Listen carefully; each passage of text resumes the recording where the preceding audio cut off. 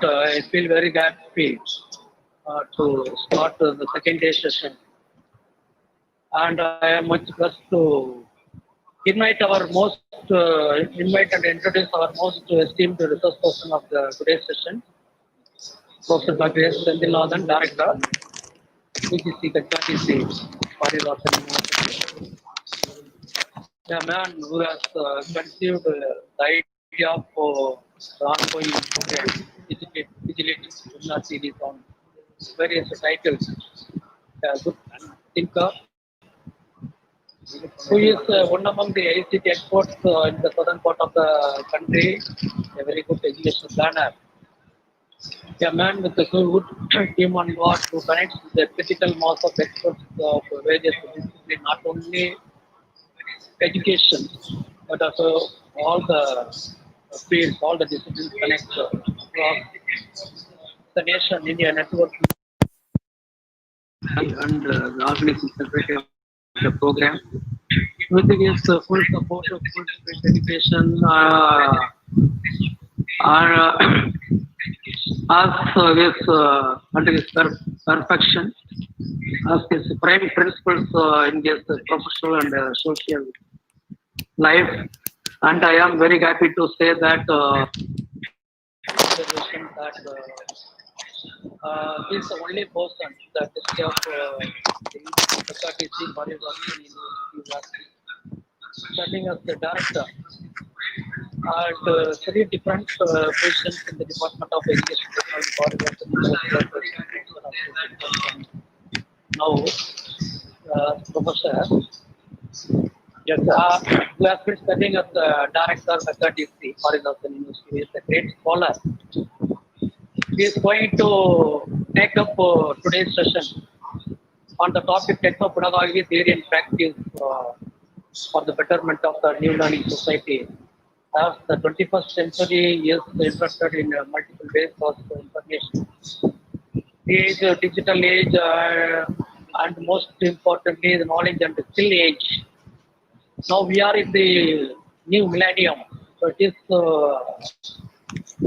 used by a dynamic technological revolution, and the education is moving the digital age, and the techno-pedagogical concept and practices have to be adapted and engaged in the online platform. Teaching learning process through virtual mode by making use of the latest technologies in such a way the methods of the delivering are now blended between test instead of face to face, test to yes, that is test to screen, and other combination of the virtual interface and methods of virtual tools. Therefore, the topics of this presentation, techno-pedagogy, theory and practice, is very vital and significant. Who is going to talk about the session and to establish with the theory and practice the context of techno-pedagogy. I hope this session will be immensely useful and helpful. Participants across the nation, research scholars, teachers, and teacher educators who have joined this program. So I wish to express my sincere and hearty welcome to you, sir. Thank you, sir. For handling, thanks for handling this session on my own behalf, on behalf of the program coordinator, Dr. Bharathidasan, and on my on the behalf of the participants across the nation. So now I invite our key resource person, Dr. S.Senthilnathan, to present. Thank you, sir. Thank you very much. Thank you. So, a very pleasant morning to every one of you. I deem it a pleasure as well as privilege to meet you all in this webinar series on the session 2 of this 13 session webinar series. And I hope the audio is clear. Can Bharathidasan or one of you can just unmute and say whether the audio is clear and the screen is shared properly? Yes, sir, it's clear. Okay, no issues. Right.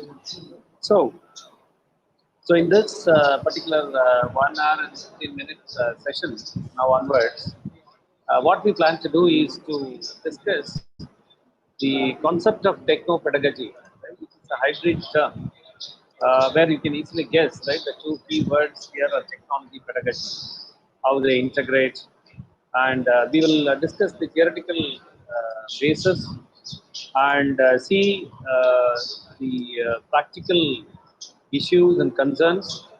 And of course, when we talk about the practice, in the given 1 hour and plus time, I don't think we can elaborately do justice to the practice of techno-pedagogy. But all that I would like to tell you is that all the sessions, the ensuing sessions that are going to come on Moodle, mobile apps, augmented reality and virtual reality tools, web apps for online pedagogy, all of them are going to focus on this practicing techno-pedagogy. Because each session will present to you with a clear focus on the particular thing. Practice the techno-pedagogy. How open education resources can be of relevance. That one session will take care of on books and OER. We have invited a professor from the IIM Trichy for that. And similarly, mobile apps, augmented reality and virtual reality. That I just would like to make that clear, because there should not be a kind of a thinking that practicing techno-pedagogy is all about this particular session alone. All the ensuing sessions, except the last session, security and online safety, except that, all other sessions will focus on, in one form or the other, the practicing part of technology. So, with these few words of introduction, before we get into the discussion on the theoretical foundations and the issues, I just want to make it clear. Right, there are one is, that is why I have put a small asterisk mark.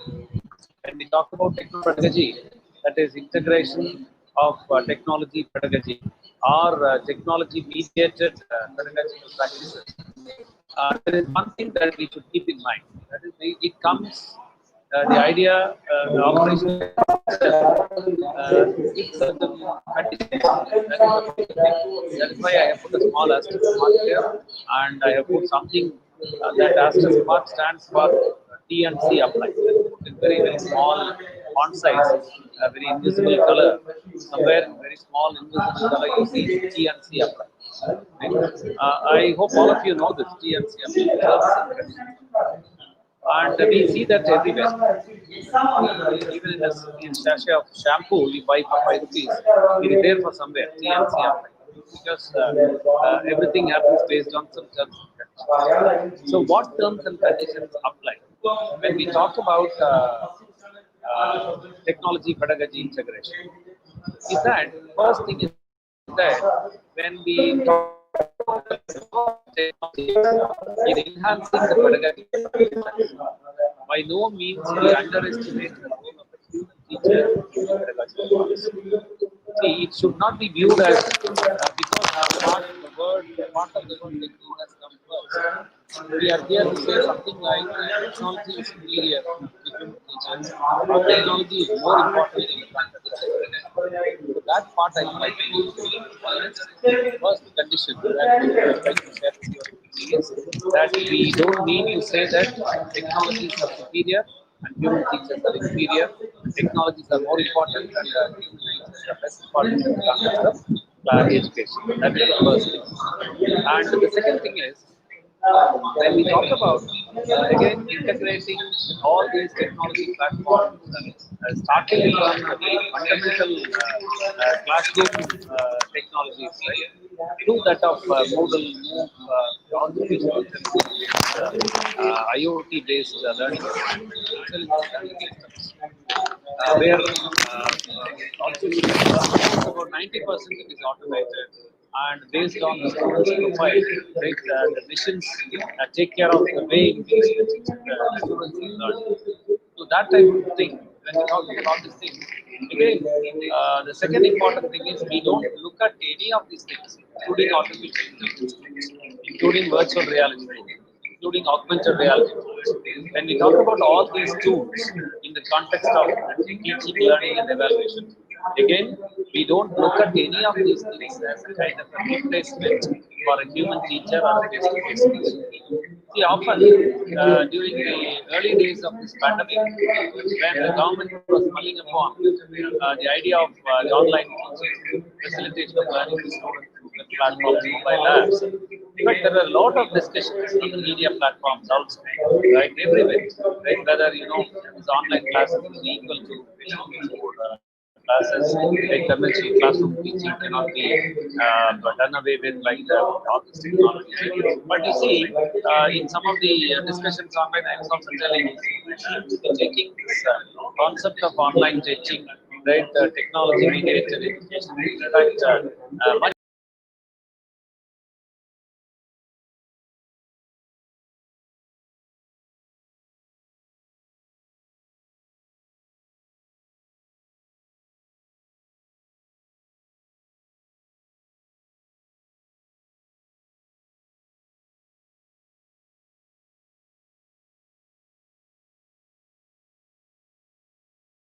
and the environments, right, created by these technologies as a kind of a replacement for a human teacher. Right? You see, online classes are over there, okay. You see, you have virtual platforms. Right? So, you have Zoom, you have these platforms, right? All these platforms. But at the other end, there has to be mediation, right? And the other end is no good teacher. Right? No online platform will make learning happen. So that is second important thing.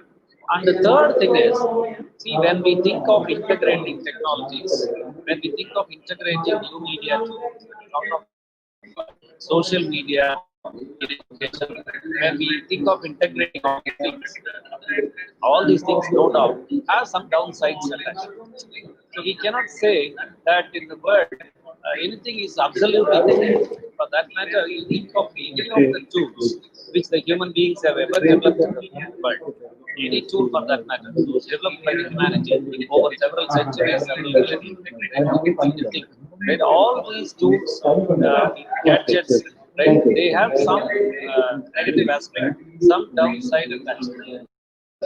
There is no tool in the world which is absolutely good. And for instance, you can take the example of a small matchbox. A matchbox, no doubt, it is one of the greatest inventions. Fire was one of the greatest inventions of humanity. Right? And a matchbox can light up a candle. Right? Can light up at the same time. Matchstick can burn down a whole house.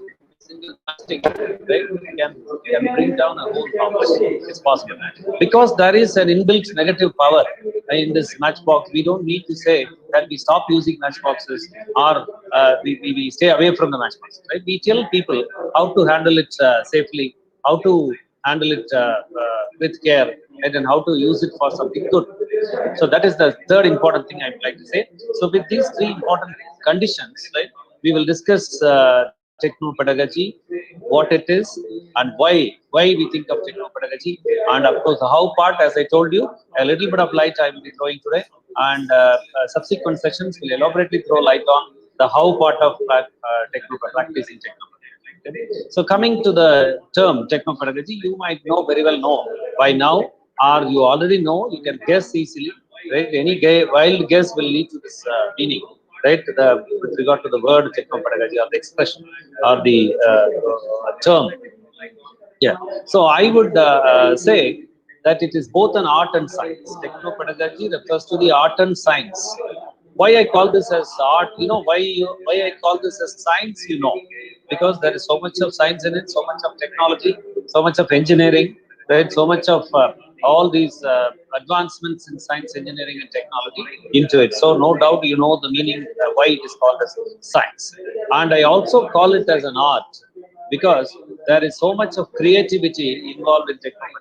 Please understand this, right? You see, for instance, a simple example I will tell you that you see, I have seen a lot of presentations, right? And some presentations are, you see the PowerPoint presentations people bring for presentations, right? Some are very regular run-of-the-mill presentations, right? Whatever is there in the paper, the research paper, they copy and paste it.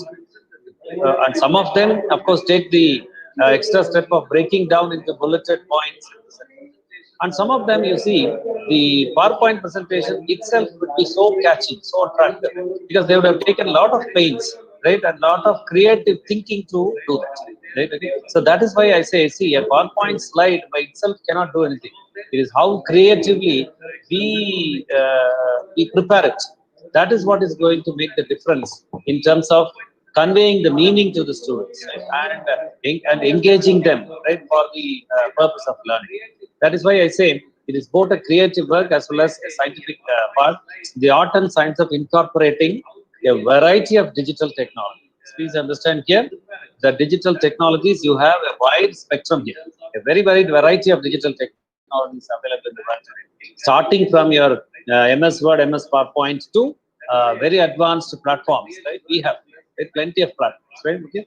And incorporating that variety. So we will discuss that point, right? So when wide spectrum of digital technologies are available, then how do you choose a particular thing? Right? We will discuss that, right? And for what purpose we incorporate, right, into the designing of learning experiences. That is very, very important. See, there is a concept emerging very, very fast, very steady today. That is learning by design. Learning by design. And the other day, there was a call from one of the e-learning companies, and somebody called me, and I just asked her after they were talking about some classes and some consultancy support, plenty of things. Finally, I asked that girl, "What are you there in the company?" And she said, "I am a learning designer." You see the way in which it's, and then I asked her, "What are your qualifications?" And she said, she has had a beard, right, and she has done some chemistry course, right. And what do you do, right, as a learning designer? Right? And she was telling me a lot about Gagne's instructional design, right? How they do it, and how they apply different learning designs to teaching of sciences compared with the mathematics or arts and humanities, right? You see, that is a very big way in which it is emerging. So learning by design, learning designing. So designing of learning experiences. See, the word experiences I want you to focus specifically on, because you see, all, for instance, the learning experiences are the defining factors of any institution in my view. For instance, why is it that we say IITs are ivory towers of learning in India? You think of IIMs, right? So if you want an MBA, a high quality MBA, right, the best option is IIM. Even among IIM, you say this IIM is better, that IIM is better. Why is it that Harvard School of Business is the number one in the world? London School of Economics is the number one in that field. And do you think there is big difference in terms of the infrastructure, the buildings, the computers, the network, right? The air conditioners, right? All of them are the same, right? They don't. In fact, some of the institutions in our country have better buildings and better ICT infrastructure or computers and projectors and air conditioners. Right? But you see, what distinguishes these institutions are the learning experiences they provide to the students. That is why I say designing of learning experiences. That is very important. Right? And for what purpose we have to design learning experiences incorporating digital technologies? One, for enriching the learning process, and two, ensuring better learning outcomes. Please understand, today we talk about outcome-based education, right? Outcome-based education, right? So learning outcomes are more important, right, than the objectives we set for a particular course or a program, right? Okay? So they should ensure better learning outcomes, and they should enrich the learning process. The learning process should be enriched, right? So we always look forward to have some enrichment in learning. Right? So enriched learning experiences, enriched learning processes are equally important as much as learning outcomes. Right? Okay. Sometimes the learning outcomes, right, may be good. Right? For instance, they may have higher scores, they may have a higher CGPA that the student may come out with it. Right? But you see the learning process. Right? So you have two boys coming from two different institutions. Right? Both of them have equal CGPA. Right? You see? But when given in a work environment, right, one student outperforms the other person, right? Okay, one candidate outperforms the other candidate, right? What makes the difference is not the learning outcome, but the learning process, how enriched it was in that particular institution where he studied. So this is what is in my view, a general perspective of the idea of techno-pedagogy. Right? So we will discuss it from the point of view of few expectations in using elaborately this techno-pedagogy. See, the purpose of techno-pedagogical practices, the purpose of introducing right techno-pedagogy in all its dimensions to the current practices of teaching, learning, and evaluation is to make the learning process more interactive, more participatory, more engaging, more involving, more joyful, more meaningful, right? With technologies which are readily available to us. So techno-pedagogy is not anything which is beyond the scope of you and I, right? So it is well within the scope of you and I in terms of the reach to technologies. So we are not going to talk about any technologies which are beyond the reach of the classroom teacher. So these technologies which we talk about in the context of enhancing learning are very much available on your desktop PCs, on your laptop PCs, or your mobile devices. But you see, the availability of technologies are one thing, and utilization of the available technologies for achieving these things, that is more interactivity in learning. Right? See, we talk about Web 2.0. Maybe in the due course I'll talk about it a little, and there is an exclusive session, right, somewhere on 15th or 16th on Web 2.0 for education. Okay? So Web 2.0 is all about interactivity, right? So it is the highest level of interactivity is with the Web 2.0 experiences. Right? So in fact, I should tell you that when I mention the word, like when I mention an expression like Web 2.0, you need not bother about it because there is going to be an elaborate session, right, upcoming week. But all that I would like to tell you is that any web experience that you have today, right, that is entering your website www.google.com or some .com or .org or .edu or .ac.in you enter, right? And the experience you get on that particular platform, that web portal, is a Web 2 experience, I would say. Because even if I have to demonstrate a Web 1.0 website, I don't think I can do, because it is not at all available. Right? Okay? And we will see how interactivity can be, right? Because when we design, see the next, the third week of the program, we plan to allot for Moodle and for e-learning, Moodle for e-learning and e-content development. Right? So we will discuss these things, interactivity. How do we make it happen, right? Through Moodle and very effectively created e-contents, right? Participation, right? So coming to the next word, participation is very, very important, right? So do we always participate in the process? You see, why very importantly, this webinar series, we were very particular about two things. One is, the brochure itself, we made it very clear that there is never going to be any feedback form. There is never going to be compulsory feedback submission form. Only then you will get a certificate, because we are not giving any certificate, but we want to ensure learning. Here, the philosophy is learning for learning's sake. And what happens in most of the webinars is that people attend the webinars, people don't participate, right? They just log in, they're here, they're there, and the last minute they submit their feedback form, and people are carrying loads of e-certificates, right? Okay, so that particular thing which we didn't want to happen. That is one of the reasons, right? We want that is why even if the number is less, we want the participants. We don't want attendees. We want participants, right? So that is what is the most important point. So the participation is important. Just do an analysis, right? In a conventional classroom, when a teacher goes there to 45 students, right, for 1 hour session, does he or she always ensure, right, that every student is participating in the learning process? Participatory learning is very, very important. And engagement, right? So engagement is a very, very important word in the media, right? It's a very, very highly loaded word here, right? So every small thing that is done on in the media industry, right, for something that's happening on the screen is to engage, right, the minds, right, engage the emotional dimensions of a human, right? That is why films are so creative, so demanding in terms of time, money, right? So engagement, right? So then do we always get a very high level of engagement, right, with the student community? See, why do we think of multimedia based learning? Why the government of India is spending several crores of money for creating multimedia embedded video content, right? Because you see, audio video combinations, multimedia content, graphics, animation, they're all capable of having higher levels of engagement with the human mind. See, that is why, right, in a classroom situation, the teacher sometimes fails in getting everybody's mind engaged.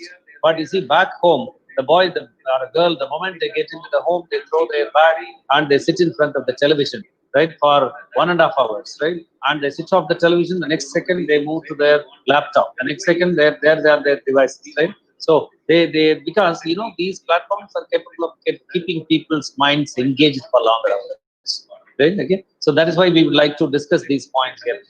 So when we talk about techno-pedagogy, no doubt, if you just give it on Google search, right, an image search, something like this type of images will come.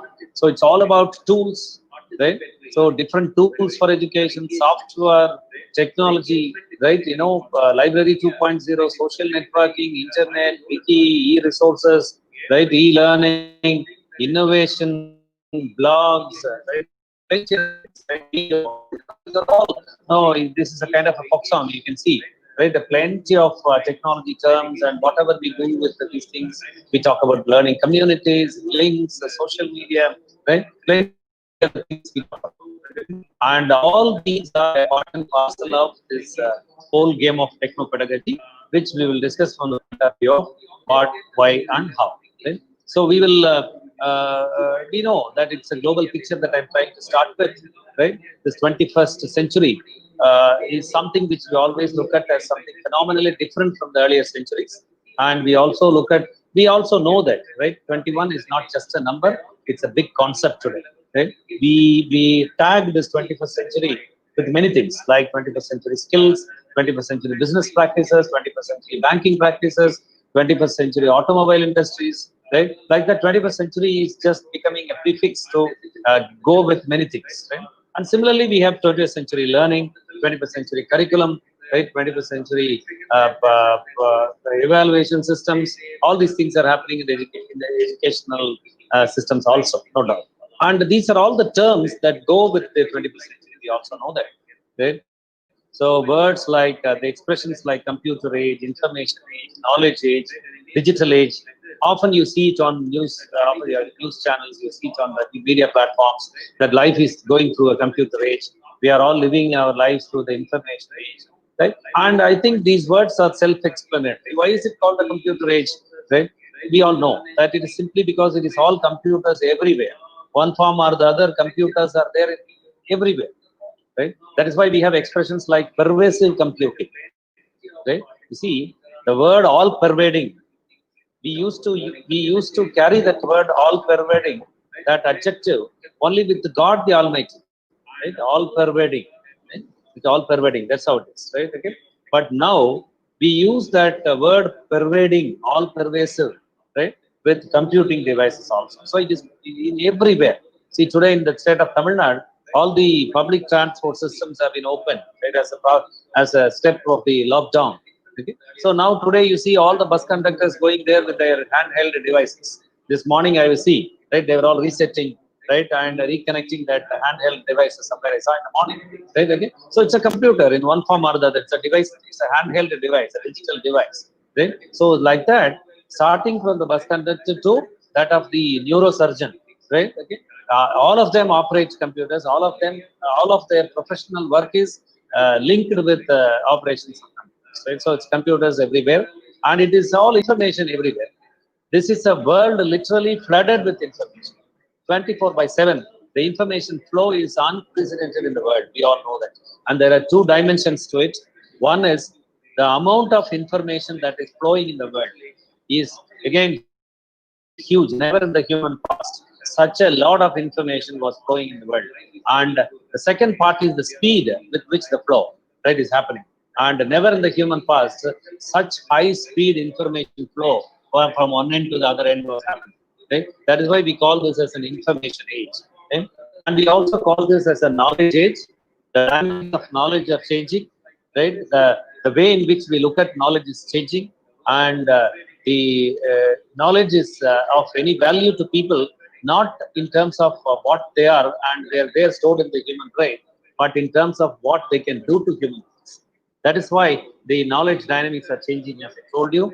And I'm not going deep into this concept because otherwise it is at least a 1 hour talk by itself. Knowledge age education, knowledge age knowledge, shelf life of knowledge, all these things, right? But however, I would appeal to you, you can just go to Google immediately after this session, or parallelly, you can open Google search and search for it, knowledge age education, right? 21st century learning, digital learning, right? These expressions will take you to certain documents which will elaborately talk about the dynamics of knowledge changing and how you and I, the teachers, as knowledge workers, are expected to redesign our activities and recast our roles. There's a lot of documents are there. One of the most important documents that you cannot afford to miss is published by FICCI, Federation of Indian Chambers of Commerce of India. FICCI has come out with a very beautiful document that is Vision 2030, right, for Indian higher education. One of the very beautifully created documents you can see for yourself, right? Elaborate discussions are there, right? And we also call this 21st century as a digital age. And I think the other day on the inaugural session, Dr. Ramanesh also was mentioning about these 3 E's. But I am just giving it the source here. So that is the report, a report of a UNESCO-funded project by name Project Tomorrow.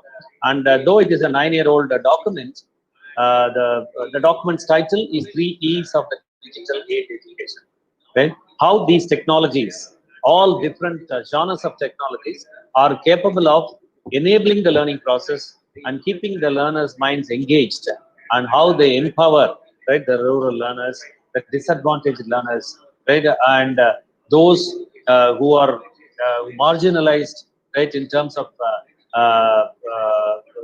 learning resources, right, like the earlier haves and have-nots, right. We talk about information haves and information have-nots, right.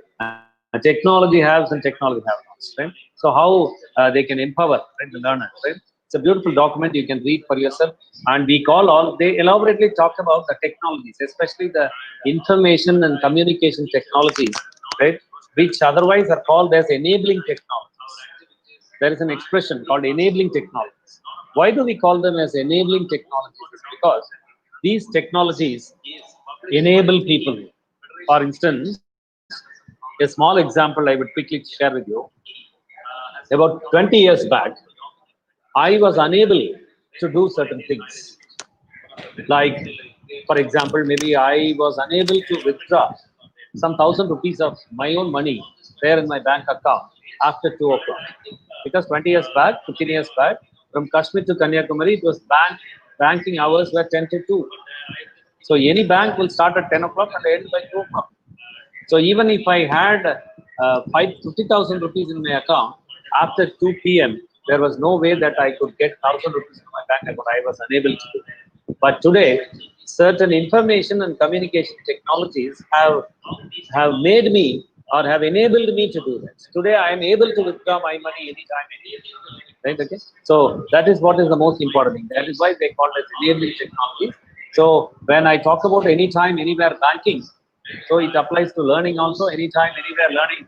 That is what is the mission of 21st century education in India. The new education policy also elaborately talks about providing anytime, anywhere learning opportunities to any student sitting at any part of the country. Right? And the same quality. Right? And the most important thing is, why is that Swayam platform for India? Right? Why is it that we have Vidya Mitra platform? Right? Why is it that we have EPGP, Electronic Postgraduate Bharathidasan, EPGP, right? Why the UGC's Consortium for Educational Communication, right, is giving so much of learning contents on its web portal free of cost, right? That means any student sitting in any remote village of the country should have the same quality learning experiences.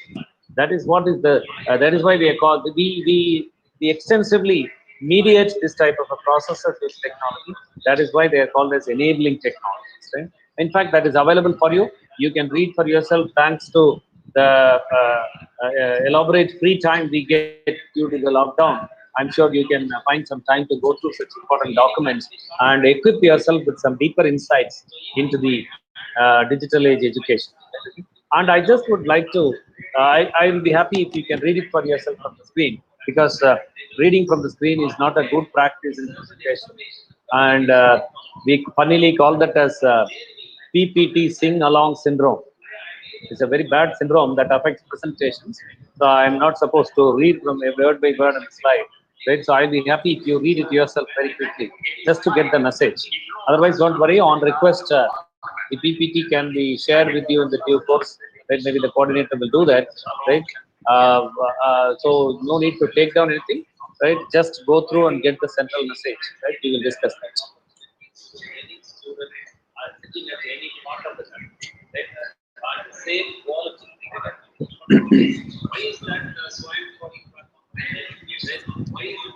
So I'm sure you could quickly go through it and get the central message of this quote. A quote by somebody by name Samuel May in the year 1855 about an experience he had in 1813. It was all a training program, some mathematical training school, right? And when they all went to that training program in that mathematical school in 1813, they were surprised to see a kind of a black colored board hanging on the wall and with white pieces of chalk on some board below.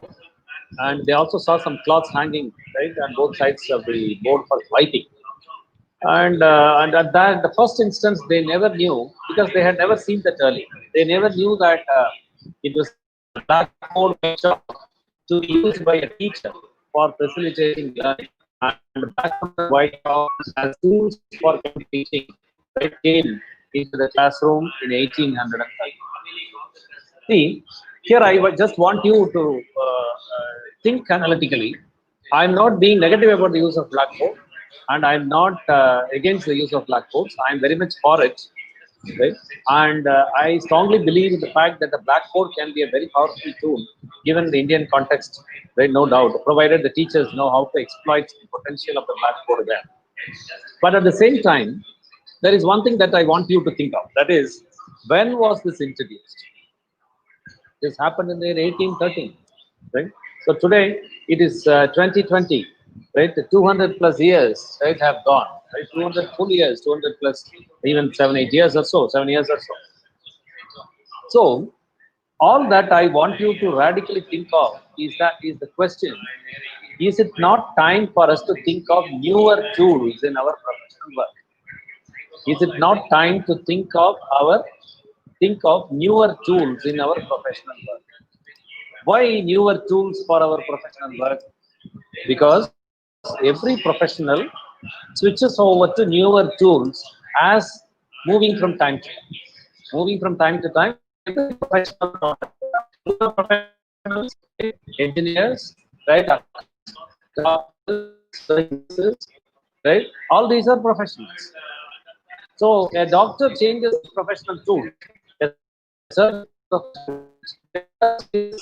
These are professional tools. Right? So an electrician, right, with a set of tools for tools, right? And you and I, the creators of all these professionals, right? It is we who create all these professionals, right? Start up with certain old tools. That is what the thing is. You to think of in terms of the newer tools that can be thought of in the context of learning in the 20th century. Even this, I used to talk about these things even before the pandemic. But outbreak of this pandemic, now you see every teacher realizes, every school realizes, and every administrator realizes the need for all these. See what happened. See, till mid-March, right? The things were all going very. We were very comfortable with our classroom teaching. We were very comfortable with our subject of schools and colleges, right? But what happened mid-March? Slowly things changed. The lockdown, right? Was just spreading like anything. And now you see, for the past 6 months or so, right, all students have been from home and all teachers have been handling classes from home, right? And all these Techno-Pedagogy essentially require. See, I know some of the schools, I don't want to name some of the schools, right, in the month of April or May, that means there is a usual year beginning, right? So June 1st, right? If this pandemic had not happened, they would have started their academic calendar by June 1st. Right? So when they wanted to re-employ the teachers, the only question they put was, "Are you ready to do all these things online?" Right? And are you ready to undergo training and do it? Those of you who say you have some difficulties with it, you can stay away from school for a year or so. So we are very happy with your performance as a classroom teacher in the phase. So we'll get back to you and we will call you back. But this year is going to be in this type of on, right? So this is what the condition. Starting from FM radio stations, we have a wide tools, resources, right, and gadgets made available, and all these tools, services, gadgets, platforms, right, are technology mediated, technology driven, and all of them are powered by technology. Of course, different technologies. Some are web technology, some are mobile technology, some are communication technology, some are satellite technologies, no doubt. But all these technologies together power, right, all these devices, gadgets, services, which essentially are an integral part of the techno-pedagogy happening at a very, very high level, right, in our institution setup today. Right? So, for instance, the other day, I just was reading something about this, right? A school, somewhere a school, very remote school in a village set up in Bihar, right? So what it is using is that online teaching is not possible, right? And video-based classrooms are not possible, right? Because it's a very, very poor village, right? It's every person in the village is basically a peasant, a farmer, right? And the availability of gadgets was a big issue, connectivity was a big issue, right? And the infrastructure for the schools and institutions was a big issue, finances, resources, it's all these are issues, right? So they were making use of a radio station, FM radio station, right? So compared with the AM radio stations, FM radio stations are cheaper, right? In a single 10 by 10 room, you can set up an FM radio station, and they were using, right, the loudspeakers, and they scheduled, right? So the entire day loudspeakers will be going there in the schools in the entire village, and the timings will be different, right? So starting from that FM radio to very advanced intelligent learning systems, we have a wide spectrum of, right, technologies, information and communication technologies, digital technologies. And particularly, I have put a few things in color, red color, MOOCs, there is going to be a session on it. OER, there is going to be a session on it. Mobile apps, there is going to be a session on it. Web 2.0, there is an exclusive session. AI, VR, AR tools, there is an exclusive session. Educational cloud. In fact, right now, what is happening between you and me isn't through educational cloud. We are using a Google Meet platform, and it is one of the applications of the Google Cloud. Right? So there will be some reference to the other apps on the educational cloud, Google's cloud also. Okay? Why I have put all these things in red are they are all very important things. They are all very important platforms, technologies, and in fact, any teacher has to take these things as real red alerts for our profession. If we are going to brush them aside, thinking that they are all not relevant to me, for instance, augmented reality, virtual reality, right? They all seem to be too big for me. They are nothing. They have nothing to do with it, right? I am a teacher of this particular subject, and I don't have anything to do with augmented reality tools, right? Something like that, right?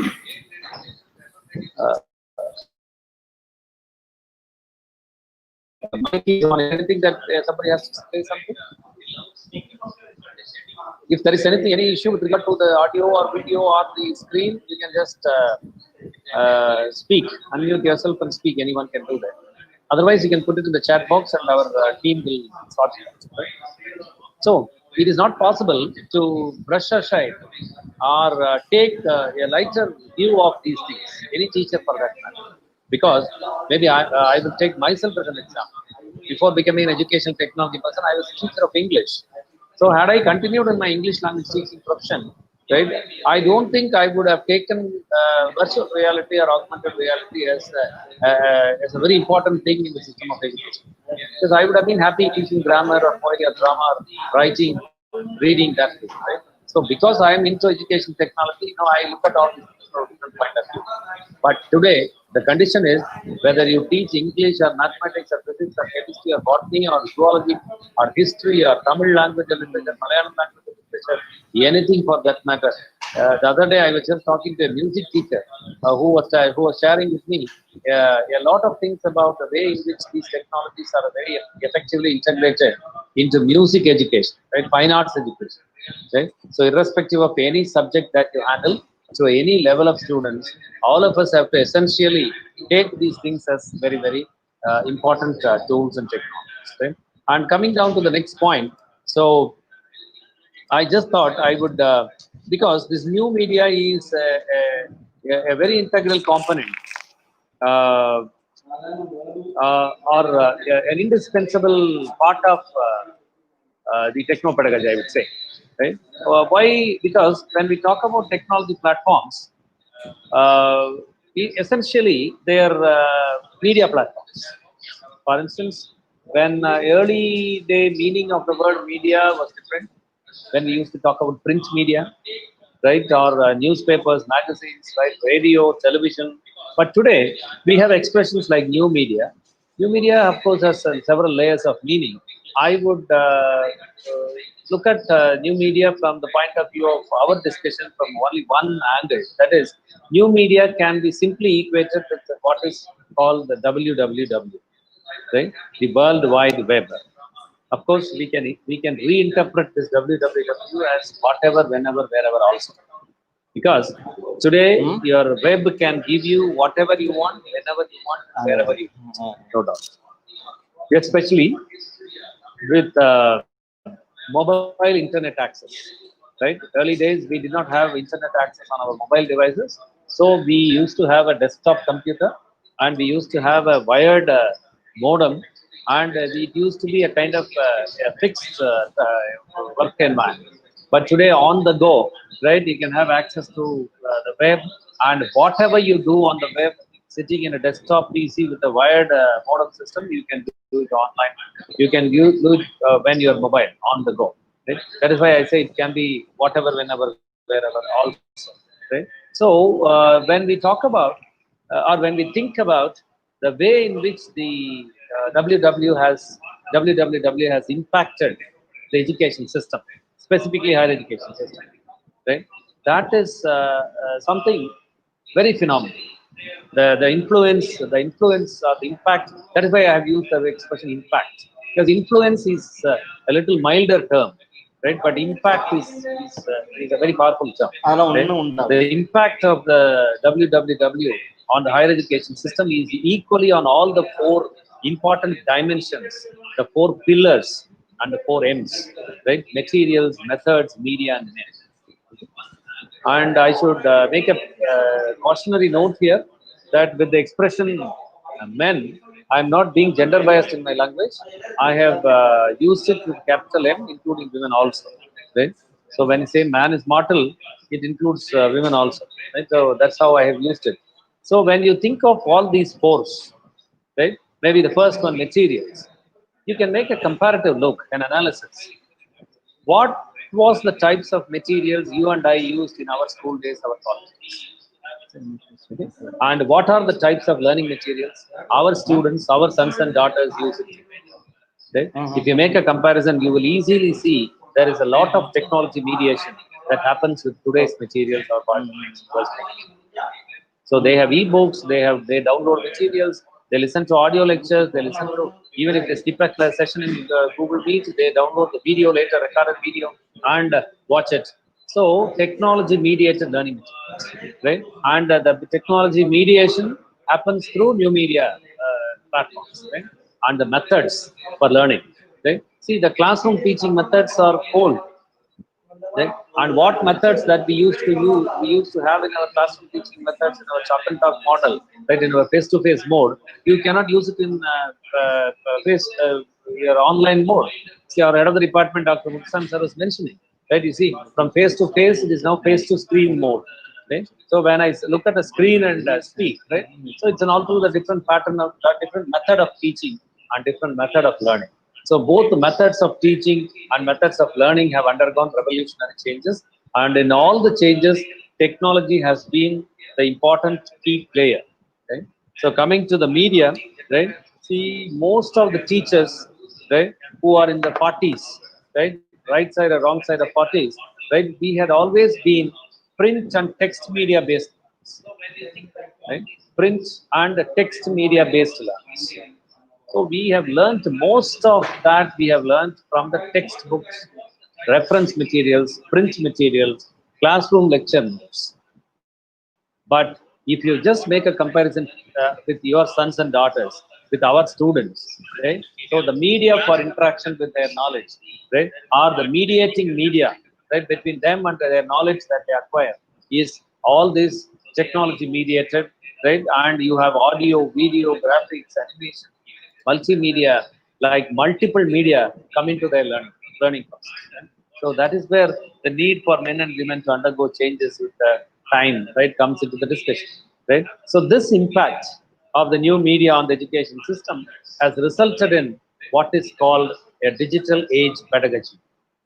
And why do we think of a new paradigm of digital age pedagogy?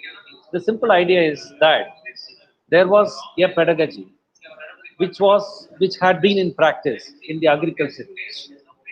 And when the agriculture age came to an end, and when the industrial age came in, that pedagogy which had been in use was discarded, and a new pedagogy was adopted. So the agrarian age or the agriculture age pedagogy was different from that of the industrial age pedagogy. So when the industrial age is over, in fact, it is not over. We say that it is the fourth industrial revolution. Augmented reality, virtual reality, artificial intelligence, IoT, right, Internet of Things. These are all a part and parcel of the fourth industrial revolution. But this industrial revolution, we say it is a different type of an age, knowledge age, digital age, right? So when a digital age comes in, a new pedagogy has to come in. That's a very simple idea. And this digital age pedagogy is about these four aspects, right, which I will quickly run through. Not very, very big theories are there, but there is something that will, this is some of the things that you know very well. In fact, I'm not trying to tell you anything which you don't know, right? I'm just trying to tell you that I'm just trying to present to you from a different point of view. That's all. So these four aspects. One is the learners, the learner aspect, the most important. See, when we talk about learner-centric, when we talk about student-centric practices, learner-centric practices, we should understand the dynamics of the learners, and we should develop some deeper insights into who are our learners. See, the target group analysis, it's very, very important. That is why the first priority is given to the digital generation of learners. So today's learners are an altogether different generation of learners, contrary to what you and I were as an old generation learners. Right? We will elaborately see this. And the learning environments are digital learning environments. They are not physical. The learning environments are not physical. They are not like, in earlier days, there used to be some talk. Like, somebody may say, where are you going to put your boy for your 6th standard? So this school, sir, this school will not be that good, sir. But you see, that the learning environment in that school will be better. So they used to analyze, right, a school's learning environment, taking into consideration the physical infrastructure, the physical features, the atmosphere prevalent in the school, and the management and other things. Right? But today, the learning environments are not assessed by the physical things, but by, right, other digital, virtual things, visual. See, I will use three expressions here. The learning environments today are digital learning environments, virtual learning environments, and visual learning environments. VIRTUL, virtual, and VISUAL, visual. Okay. Why? For instance, it can be very easily understood. Right now, maybe there are some 40 or 50 of you are sitting there from different parts of the country, right? Different parts of the state, right? And I am sitting in Trichy, right? And somebody else is sitting in Chennai, someone is sitting in Madurai, somebody is sitting in Kasaragod, right? Again, our good friend Dr. Thiago, who is streaming this, is sitting in Kasaragod, right? Again, so all of us are connected through an environment. There is an environment that connects all of us, and this environment is not physically seen. This is not tangible, but rather it is a virtual learning, right? And this virtuality has been made possible by a lot of digital technologies. See, for in my case, I have a desktop PC, I have a webcam Logitech, I have an internet connection. In your case, in somebody's case, it may be a laptop and a wireless connectivity. In somebody's case, it may be a mobile phone and a internet connectivity. So such in between all these things, there is a Google Cloud and a Google Meet platform, and all these things together have created this virtual learning environment. And for creation of this virtual learning environments, multiple digital technologies are into the game. And I also call them as visual learning environments. Why? Because right now, all of you can see me, and at the click of a mouse, I can see all of you.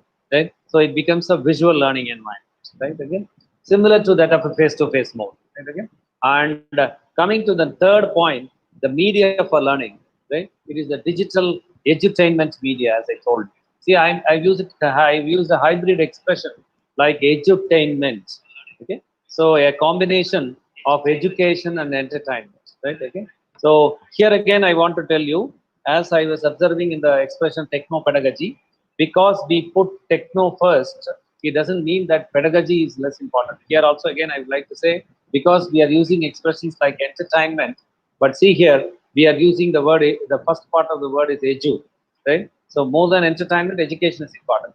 Why? But edutainment is because, right, of the simple thing that all these platforms, whether it is television or audio or radio or FM radio or graphics platforms, animation platforms, or multimedia platform, right, video platforms, all these are basically entertainment platforms, or at least people's minds have been programmed to think like that. I will not say that television is basically an entertainment platform, because the very early days, right, when the India developed a telecommunication policy and launched the Doordarshan, right, the first thing was the first objective of that was to inform, right?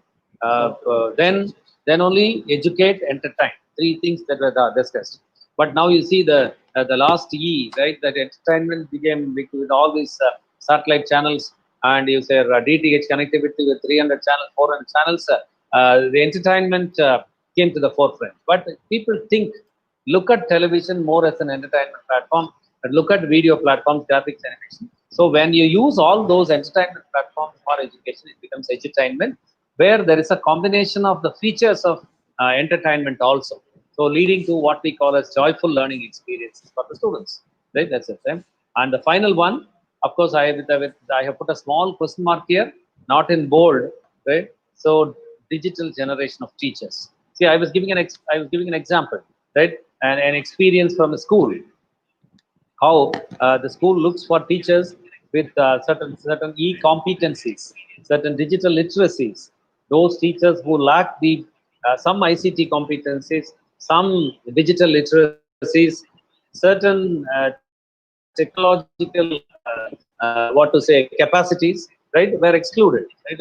And they were given some background work in the schools today. Right now, it is happening, right? That's what is happening, right? So, do we have a digital generation of teachers, right? Now, why that question comes in, I will just go to, I think that part, the question will be better answered, right, when I talk about some other documents in the next few minutes, right? So, why that comes is, there is a need for the teachers to think of redesigning their pedagogies, realigning the work they have been doing, right? That is why there is a question mark, right? The question mark will be better answered now, right? Again, so when I want you to focus a little on this digital generation of learners, that learner-centric, when I think of the need on the part of the teachers to have deeper insights into who are our target audience, right? The learners. I would appeal to you. A person like Mark Prensky has to be an essential read for all of you, right? Mark Prensky is a very celebrated writer, a great author, a very candid writer. But of course, a little bit of controversies were also there in the early days when he wrote about some of his theories, right? And you see, one of the articles, in my view, has to be essentially read by any teacher of 21st century, is this one, Digital Natives, Digital Immigrants. The other one is Backup Education, and the third one is the role of technology in teaching in the classroom. These are all old articles, right? At least some 15 years or though not 12, 13 years, right? I should say. But they are of great relevance to every teacher, to every educational system in the world today, thanks to the unprecedented crisis that has happened in the world because of this pandemic. Right? Early days, if a teacher or the administrator or the government did not think much about the role of technology in teaching in the classroom, it was okay. To some extent, it was pardonable. But today, in the context of a lockdown and the resultant close down of all the schools, right, where the learners are at home all the time, right, no government can exclude, right, the role of technology in teaching in the classroom, and no institution can do away with it, and no teacher can think of excluding it, right. That is why Mark Prensky remains very relevant, especially in the context of this pandemic COVID-19 lockdown, right. So the first one, digital natives, digital immigrants, is a very powerful article, somewhere around 5 to 5.5 page article, but with very, very candid ideas, right? With very deeper insights, right, into the learners that we have. And the idea is very simple. What he said was, any country will have one period of about 3 to 5, 6, 7 years period, 3 to 7 years period, identified as an electronic boom period. An electronic boom period. And what is the meaning of this electronic boom? An electronic boom period is a period of about 3 to 7 years period, during which the cost of the electronic gadgets come down slowly, but very steadily, week after week, month after week, different month after month, every gadget, all electronic gadgets, they go down in their price, in their cost, so that the common men and women start using different electronic devices, digital devices, in their day-to-day lives, work, and time. So that period is very, very important, right? From the point of view of understanding our target group, our students. What he said was, Mark Prensky's idea was, all children born in that particular country, after this electronic boom period, they all take birth in a digital world, and they grow in a digital world. So much so, they all become digital natives. They become natives of a digital world. See, if I was born and brought up at Coimbatore, my native place, I proudly say I was native of Coimbatore. Why? I was born, I was brought up, I was grown up there, right? I grew as Coimbatore grew. That is the sense of nativity. So all children who take birth in this digital world, they become digital natives. And all those who were born before this electronic boom period, they had taken birth in a pre-digital world, pre-digital era, and they have migrated into a digital world, a digital era. And they are all digital immigrants. And the real problem here in any developing nation today is that today there is so much of talk that is going on about the fitness of online teaching initiatives by the government. Many people are putting so much of data is coming, right? So much of data presented, discussed. How many mobile phones are there in a home if there are 3 kids, right? So is it possible that 3 landline, 3 smartphones, 3 laptops possible? Then how this digital learning will happen, right? Why it happens is because, right? No, in a country like this, in any developing country, this is a real problem because the students are all digital natives and the teachers and parents are digital immigrants. Right? So when a teacher, right, goes into the classroom with a chalk piece and a duster, where you find 40 digital natives sitting there expecting something different to happen, there comes the real gap. Right? There comes the what you call as a communication gap or a generation gap. That is where the real problem starts. Right? Okay? That is what Mark Prensky says. And another good article is Backup Education. Another good article is the role of technology in teaching in the classroom. And what he says is that these digital natives, they are shaped up by these digital technologies. Their behavior, personality gets shaped up, right, by the digital gadgets and services and platforms they are exposed to. So they grow into what he calls as digital kids, DKs, D capital K capital DK. They emerge as digital kids over a period of 10 or 12 years if they had been born in this digital world. So I just have some funny pictures to show you, right, how these digital kids form. I'm sure you can see an interesting, funny picture, right? So the important point here is very simple. How do they become digital kids? Because they are exposed to digital gadgets, these digital devices much earlier. See, that in psychology, what we call as a formative period. A child's formative years, maybe from the from the age of about 2.5 years to 11 years, or 9.5 years, 10 years, the formative period. So what experiences they are exposed to, right? That shapes up the personality and behavior. So this is just a funny picture, right? So taken from some social media platforms. All these pictures are from social media platforms. This is more for the laughter, right? On the lighter side of the game. But besides the laughter, right? The jokes apart, there is some deeper meaning I want to communicate. Right? You see how babies will be born in future, right? Maybe in the due course, right? The time, if there is something that happens like this, also we should not be surprised, right? Okay, right? And you see here how technology penetration. You see, I have put a red round over a particular area only to highlight, right? See how a young mother is using the back of an infant, right? Okay, maybe a 1 year or 1.5 year old baby, right? The boy or a girl's back is used as a mouse pad. Okay, and you see, all that I want you to think of is that at what age this child, this infant, gets the touch and feel of a computer mouse. Okay. And go back and do an analysis at what age you and I'm including myself also, you and I had the touch and feel of a computer mouse.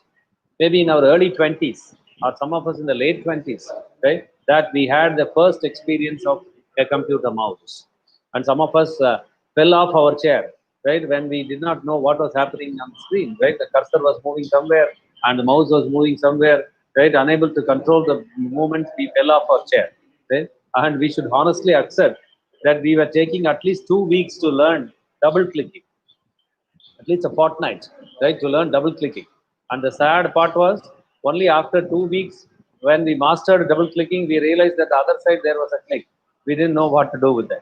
So that was the learning for us. But that was how we learned our computer use.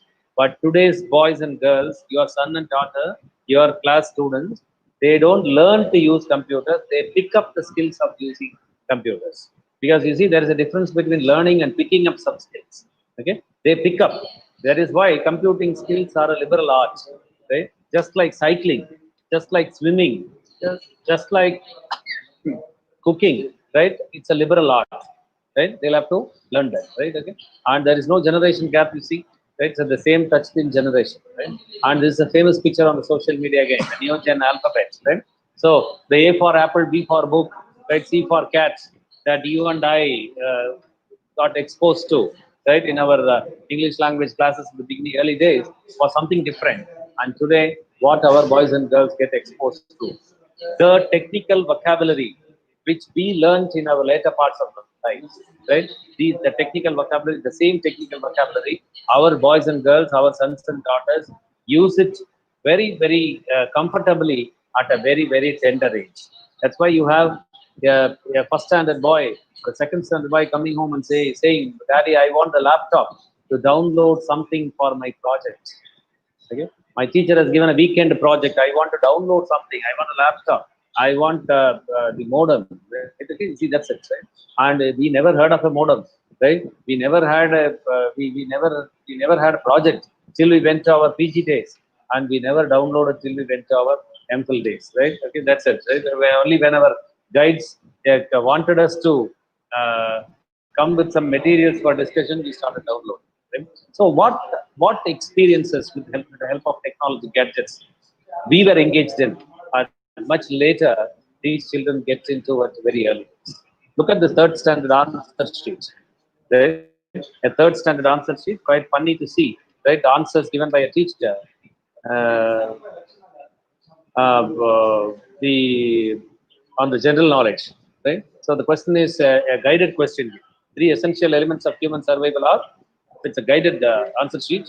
A, W, and F is given. So the expected answers are air, water, and food, as you can see easily. And of course, if this question paper is given given this, our answers would have been very comfortably that. But look at this, right? A third standard girl or a boy thinks like this: Android, WhatsApp, and Facebook. And I think this picture brings out the difference in the way in which people think. Look at a teacher. The teacher has given all wrong and given a 0 for us. Actually, this child should be given a chocolate, right?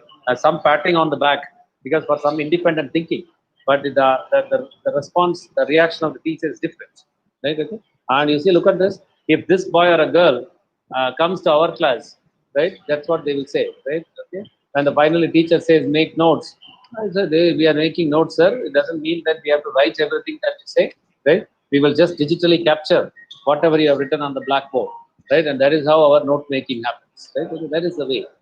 So, what I'm trying to say is the tools, the digital platforms, the technologies, the services, the platforms that we use continuously in our lives, they shape our personality, they shape our behavior, and they shape and they guide our practices, whether it is learning, teaching, or entertainment, or whatever. Right? So, if you are further interested, you can go to these people, Jukes and Anita, Palfrey and Gazer, Ian Gilbert, very interesting documents, freely downloadable. Understanding DKs by Jukes and Anita, right? I was mentioning about DK, capital DK, digital kids. The other one, Palfrey and Gazer, understanding the first generation of digital natives. Why they are all important is because unless we develop some deeper insights into whom we are talking, to whom we are teaching, I don't think we can make ourselves relevant. It is a question of relevance. For instance, we are all eagerly, or rather anxiously, waiting for the day of reopening. We are all eager about it, right? Because we know there cannot be a better happiness for the teacher than going to the class, meeting the students. So we want this lockdown to be over and we want institutions to be opened at the earliest, right? And on the day one when you go, just recall this. You will have some 40 or 50 students in front of you, all smiles, right? And when you stand and look at them, you please remember they are all the first generation of digital natives. Because every one of them whom you are going to meet on the day one of opening the your classroom, they have been born after the year 1995, 96, 97 in India, right? I'm sure you as a teacher are never going to have any boy or a girl born before 95 or 92, 93, 94 as a student, right? So that is why we should develop some deeper insights into the generation of learners whom we are going to meet, right? And in fact, there is a danger also. That is, we will be getting older year after year. We will be marching fast towards our retirement, right? And you see, at the second part of our innings as a teacher, you will have all your 2005 and later born children. Okay, that is the so-called next generation, right? Or the Gen Next, what we call it, right? The Z category, right? X, Y, and Z, the three generations, right? The Z generation students. And I think there somewhere I was reading that the Z category compared with the Y category, right, will be at least 7 to 8 times faster with technologies. So I think we should all get retired before these boys and girls come to our classes, because even the current generation we find it difficult to manage, and a generation 7 to 9 times faster than the current generation with technological tools. If they are going to be in our classes, then what amount of upskilling we have to do on our part? That is what I want you to think of. Then look at this. Why do I need a teacher when I've got to? Right? So I think the other day in the inaugural session, our honorable registrar was mentioning this. There is a question lurking. That is Google going to replace the guru, right? And he was saying no, never. Right? The same thing. Ian Gilbert also says here, right? No, the book Ian Gilbert also is not negative in this point, right? He also firmly believes in the fact that Google can never replace the guru. But the only thing is, in the era of Google, when Google is there, what you and I, as teachers of the 21st century, are supposed to be doing, and how are we supposed to do it? Okay? So that is what is all about these books. They're all freely downloadable resources, e-books, right? You can read when you find time. Thanks to the lockdown, we have some time for ourselves at home. So I hope you will take this as a kind of an opportunity for reading some relevant books, right, related to our profession, whether it is teaching any particular subject or anything other interesting.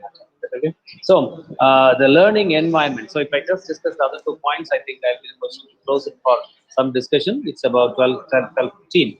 I should be closing now. Right? So the learning environment, the digital learning environments. See, this is the type of the learning environments, right? So the borderless, a global scenario of education, where no institution is away from the learner in terms of physical distances. Right? If I ask Dr. Muthusamy or Dr. Bharathidasan, who are sitting in Bharathidasan University campus today, like a question like, how many kilometers you're away from BDU, Bharathidasan University? They may laugh at me, sir. What, sir? We are very much inside the campus. I'm just a 0 kilometer away. So how many kilometers you are away from Belgium Center for Advanced Studies? Okay? Or how many kilometers you are away from Temple University, US? Right? So it is just the same, right? Because you are not away from any institution. The click of a mouse or a touch of a screen, you can be on any campus for that matter in the world. Or any student of any campus can be there in any other campus today. Thanks to all these virtual platforms, virtual learning environments, and this online systems of education. Okay? So that is what is important here. For instance, if you take the case of IIT Bombay has a portal by name colearn.in. Of course, today it is not functional because you see what happens in colearn.in is live streaming of classes that are happening in the IIT campus. So if there is a class going on between 11:30 to 12:30 in IIT Bombay today, that class is, there's a camera placed inside the hall and videographed, and it's made available as a video to students sitting in any part of the country, however remote village it is. Right? So what is happening here is the learning experience. Again, I go back to the word learning experience. The learning experience that an IITian gets on campus in IIT Bombay, the same learning experience is provided to any other boy or girl sitting in any small village, however disadvantaged they are, right? From whatever socio-economic background they come from. So the same learning experience is provided. That is what we call as equity in education, right? So equality of educational opportunities.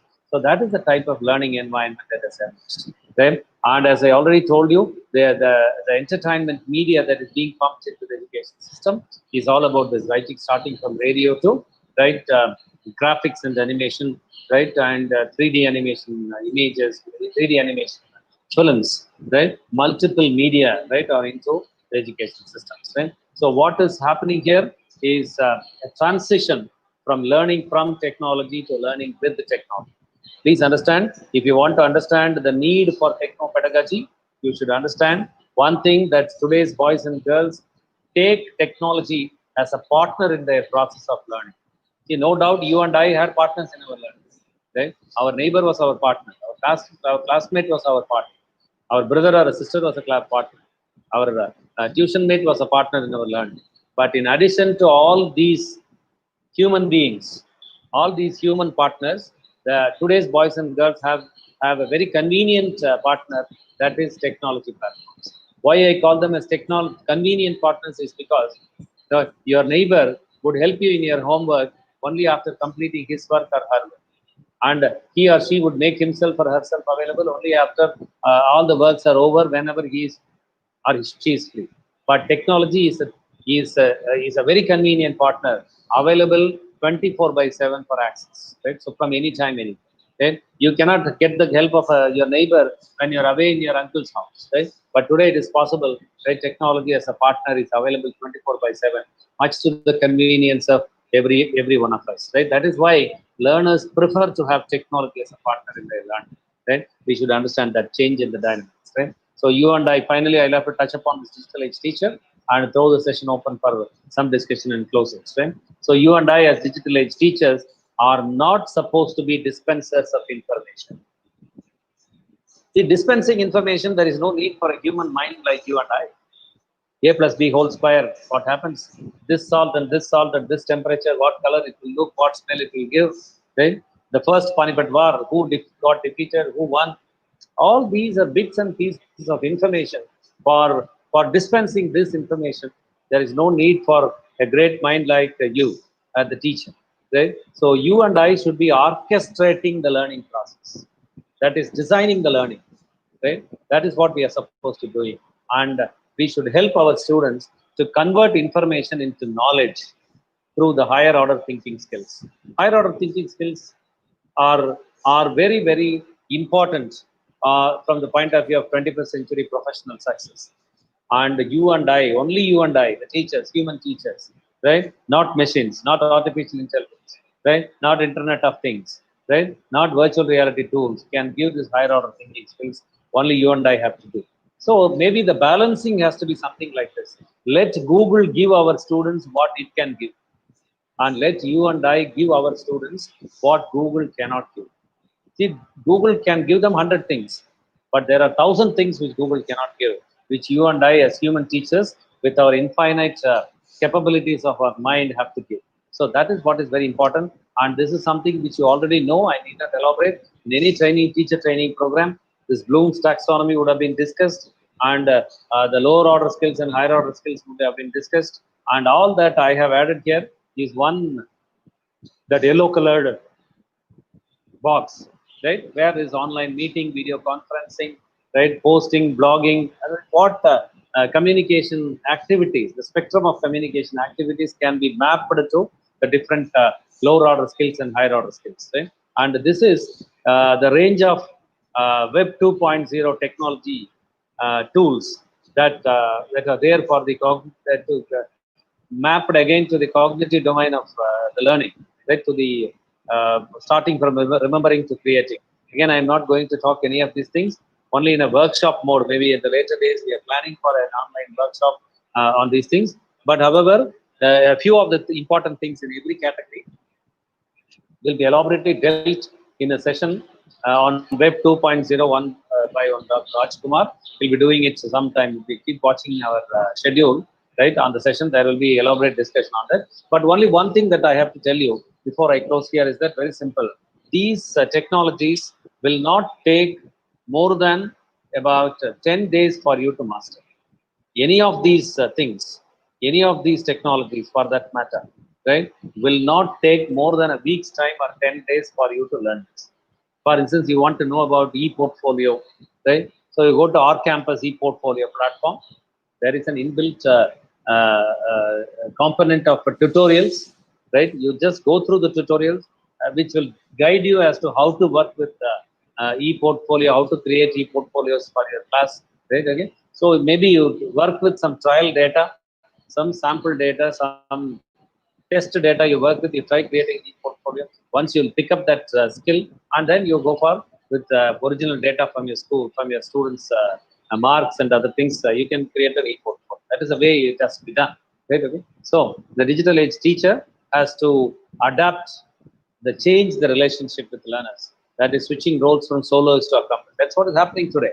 Right? See what happened in our conventional classroom systems. Our relationship with the learners was different. But today, our relationship is different because we are changing roles now, right? So we are not solo singers of knowledge here, right? We are singing to the tune of a lot other musical instruments, right? So it is like is a comparison is between a solo singer and an orchestra singer, right? If you're an orchestra, if you're a solo singer, there is no questions at all. You can sing as you like, no questions asked. But if you are a singer in an orchestra, the problem is that around you, you have many people. A person on the veena, a person on the tabla, a person on the keyboard, a person on the flute, and everybody plays the music according to the instructions given by the orchestrator, and you have to sing according to the music being played, right? So you become an accompanist, right? Similarly, today there are very many things available, right from radio to right the intelligent learning systems. Very many things available for facilitating learning, and you are also one of the facilitators of learning. And you should know how to recast your roles and how to re-engineer the work you are doing. Right? So being a digital age teacher means it is a demanding thing today now. Right? So you cannot be like a conventional classroom teacher. It is much more than that. Right? So you have to network. You have to understand how to work with the Google Meet. You should, if some classes put on a Zoom platform, you should understand right how Zoom works, right? So the different menus, the buttons, right, everything. Right? So if somebody says that some school says your class is on a Jitsi platform, right? You should know how to, you should familiarize yourself with how Jitsi works, right? So like that, you have to network. That means you have to join hands with different technology platforms, different media platforms in order to make yourself a relevant teacher for the 21st century educational environment, right? For which you and I, right, every one of us have to master some ICT skills and use ICT for creating a new learning culture. So effective utilization of ICT, right, for creating a new learning culture, right? That is very important. That is where you change, right? So creating a new culture is something that will be formed by continuous practice. So you have to practice certain things with your students for quite a few classes, for quite a few months. Then it becomes a learning culture.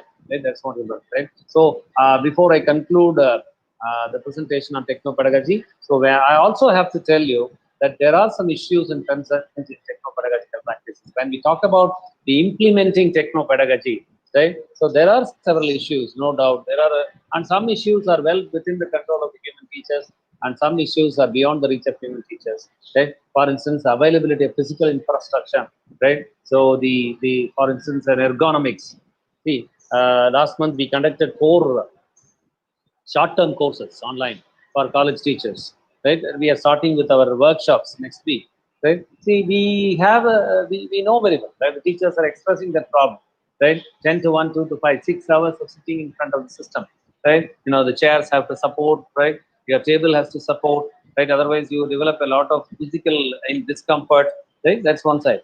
And the other side is the availability and the cost inhibitive nature of ICT infrastructure, your systems. See, we are a university, right? So we are from the given side, the colleges, right? So no issues at all. Look at it from the point of view of the learners, right? So they are coming from, drawn from different socio-economic structures of the society, right? So the availability of ICT infrastructure, connectivity, right? Another big issue, right? But thanks to a lot of initiatives, the policies, right from very early days, in India, the connectivity issue is less compared with any other developing nation, because we have 4G networks, and the cost of the 4G networks also is relatively low, right, compared with any other developing nations. But the speed, the depth, right, all are under question, no doubt, right? So sometimes if there is a, in a home there are 3 kids, right, they should be at least consuming around 8 to 10 GB a day, 10 GB data, right, per day. So it is a matter, right? And then most importantly, finally, the mental health of learners and teachers, both are important. See, there is so much of talk about the mental health of learners, right? They're undergoing online teaching, online facilitation, continuously sitting, submitting online assignments, right? Other things, right? But there is also the other side, the mental health of the teachers, right? So there is so much of anxiety that many teachers develop, right? Before starting a class, you know, the class has to go there properly. There should not be any disconnection, right? So there's so much of issues, right? So many issues are there, right? So there are a lot of things, right? And a lot of researches are also underway now about how teachers feel about handling classes online, and how learners feel about attending classes online. Very many things are happening. No doubt, these are certain issues and concerns, right? So I always close my talks on technology, pedagogy, ICT, learning content, right, with this person, Alvin Toffler, who says in one of his books, very famous book, The Future Shock, The Future Shock. That is the name of the book, where he would say the mantras for professional success in the 21st century are these 3: learn, unlearn, and relearn. Anyone incapable of these 3 will be equated with an illiterate as per the standards of 21st century. And learn, unlearn, and relearn are the mantras. And I always give the example. Again, I was giving an example of a conductor, bus conductor handling a digital device. So a bus conductor who had been giving colorful tickets earlier, writing accounts with a wooden pen, right? When these machines were introduced, these small handheld devices for generating a thermal printout, right? Before that, they were all giving colorful tickets and writing accounts with a wooden pen. So when these machines were introduced, they unlearned that practice of giving colorful tickets and writing accounts with a wooden pen. They learned the practice of operating a handheld device, keying in the password, generating a ticket. Okay? And now, about 165 days gone, the bus has stopped. And now, I think new machines have been given because in the 165 days, the battery would have been drained out, the software would be giving problem, no doubt. So, some new machines are being supplied to the bus conductor. Okay? So, they are relearning. So, I'm not underestimating a bus conductor, but when a bus conductor in a society is learning, unlearning, and relearning as as an agent of social change, right? You and I as teachers, right, of a progressive nation, right, like India, right, in a competitive world environment, you can easily imagine for yourself what amount of learning, unlearning, and relearning that you and I should be doing, right? So that is where I just would like to close with one simple observation that techno-pedagogy is all about using different tools of technology. When it comes to the use of tools, all that I have to tell you is that let us use today's tools for today's work, right? So using today's tools for today's work is practical wisdom. And in the business world, there is a saying: if you use today's tools, yesterday's tools for today's work, you may be out of business tomorrow. Right? So we have to do today's work of facilitating learning, teaching, evaluation, everything using today's tools. Blogs, podcasts, right, wikis, right, and the digital tools about which all the next sessions are planned, mobile apps, right, and tools for assessments. Right? Tiago is going to speak on that, right? For everything, the tools are available there. The sessions will focus on that, and all that I would appeal to you is to think of using today's tools for today's work. So thank you, my dear friends. It was a real pleasure meeting all of you online through this webinar platform and interacting with you, right? And I now throw the session open for discussion. If there are questions related to any of the things that I have been sharing with you, you're most welcome to put questions. And this being my session, I can assure you that I will share my PPT on request. Anyone, you can just put the message in the chat box. I will request my technical team to take the PPT from me and share it with you. And of course, along with the PPT, I can also share with you some very important web portals, the OER portals, the Open Educational Resource Platforms. And I have also shared the details with the professor who is going to handle a session on open educational resources for teaching, learning, and evaluation. So thank you, every one of you. Right. So now the coordinator can take over, or Dr. Mutsami can take over and bring the session to close after discussion. Yes, sir. You can unmute and speak. Yes, sir. Yes, sir. Thank you, sir. Dear participants, you can clarify your doubts pertaining to your presentation. Professor Muthamanikan gives a feedback. So thank you, sir. It is Professor Muthamanikan sir is a very senior academic, right? So thank you so much, sir, for your appreciation. Professor. Yes, sir. Professor Muthamanikan sir, sir. Yes, sir. Good afternoon, sir. Dear participants, good afternoon, sir. Good afternoon. Dear participants, your doubts or your feedback, your comments, your views about his presentation. There is a good question raised by Ms. Nagalakshmi. Will the robotics in future replace the role of a teacher? Oh, Ms. Nagalakshmi, I would never say that any technology would replace the role of a teacher. Robotics, no doubt, would be assisting the teachers, right? No doubt, maybe in evaluation, in certain mechanical works which a teacher involves himself or herself in, right? No doubt, robots can help, right? Teaching machines can help, right? But I don't think robotics can ever replace teachers, right? Because you see, in the hotel industry or in the airport, there are certain things which are continuously done without applying the minds to the responses. For instance, today, if you go to some of the airports, they have put robots for giving this hand sanitizers, right? Okay. And with regard to hand sanitizers, the taker of the hand sanitizer is about only one thing, that we have to get a a coin size hand sanitizer for cleaning his hand. That's all. But learner, on the other hand, is not like that. Every learner is uniquely different, and every learner's response and reaction to the inputs the teacher gives are different. So it requires a human teacher to keenly observe, right, the reactions and the responses and respond accordingly. So I don't think that can be done by robotics. However, advanced is the artificial intelligence that comes in, right? So, but there are quite a few things which a teacher does, right? Which are more mechanical, which do not require the application of a great human mind, right? That can be no doubt done by robotics, right? No robots. Right? So somebody, Siva Shankari, is coming with a question. Dr. Siva Shankari is coming with a question like, what about online exams? Right? Sitting at home and all practices are an issue. Right? No doubt, right? Okay.